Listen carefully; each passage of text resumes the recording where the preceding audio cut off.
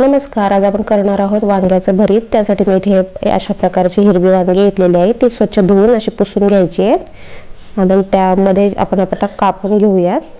हे पहा, आणि आता तेल लावून घ्यायचं यांना, म्हणजे आपल्याला गॅसवर छान भाजल्यानंतर ह्याचं साल छान लवकर निघेल। हे पहा, असं तेल लावून घ्यायचंय। आता मी गॅसवर ठेवून घेणार आहे।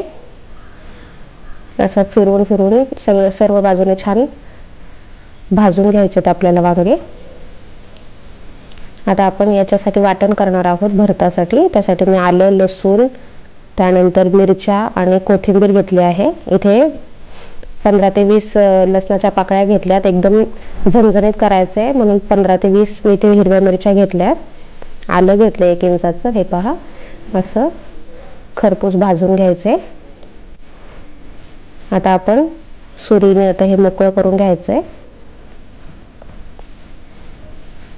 आता इथे मी 2 मोठे कांदे चिरून घेतलेले आहेत आणि आपण जे मिरची, कोथिंबीर, आलं, लसूणचं वाटण आहे ते करून घेतलंय। आता हे वांगे तो आपले थोडे थंड झालेत, त्याचे देठ कापून घेऊयात आणि साल आपण सगळं सुरीने मोकळं करून घेऊयात, म्हणजे फक्त गर ठेवायचा आहे। हे पहा, अशा प्रकारे तेल लावल्यामुळे साल एकदम लवकर निघतं। हे पहा, माझं करून झालंय। आता सुरीनेच तसं स्मॅश करून घ्यायचंय असं, म्हणजे आतमध्ये आपल्याला वांग छान आहे की नाही हे कळतं, आतमधून किडलेलं आहे की नाही ते। आता एक कढई घेतली आहे, त्याच्यामध्ये 2 चमचे मी तेल गरम करून घेतले। त्याच्यामध्ये 1 चमचा मोहरी, 1 चमचा जिरे टाकून छान तडतडू द्यायचे।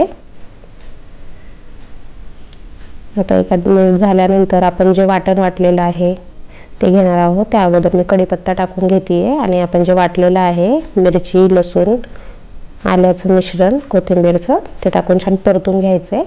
आता कांदा टाकून घेऊयात। कांदा आपल्याला फार असा लाल रंगाचा वगैरे नाही करायचा, मऊ होईपर्यंतच करायचा आहे, त्यामुळे तो मी नंतर टाकून घेतलेला आहे। आता चवीनुसार मीठ टाकून घेऊयात आपण, ते छान मिक्स करून घेऊयात आणि झाकून आता 1 मिनिटभर शिजू द्यायचंय। हे पहा, आता हे 1 मिनिटभर शिजल्यानंतर आपण जे वांग स्मॅश केले ते टाकून घ्यायचे आणि ते छान मिक्स करून घ्यायचंय। आता छान मिक्स केल्यानंतर परत झाकण ठेवून आपण 2 ते 3 मिनिटं शिजू द्यायचे।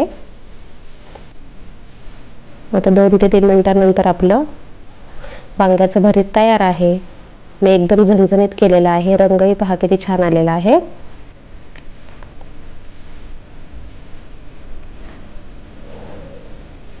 आता मी बंद करून ठेवणार आहे। आता बंद झाल्यानंतर आपण आता हे तयार झालेलं वांग्याचं भरीत सर्व करून घेणार आहोत एका प्लेटमध्ये। पहा, अशा प्रकारे गरमागरम वांग्याचं भरीत आपलं प्लेटमध्ये मी सर्व करत आहे। एकदम छान होणारं, झटपट आणि चविष्ट असं वांग्याचं भरीत आपलं तयार आहे।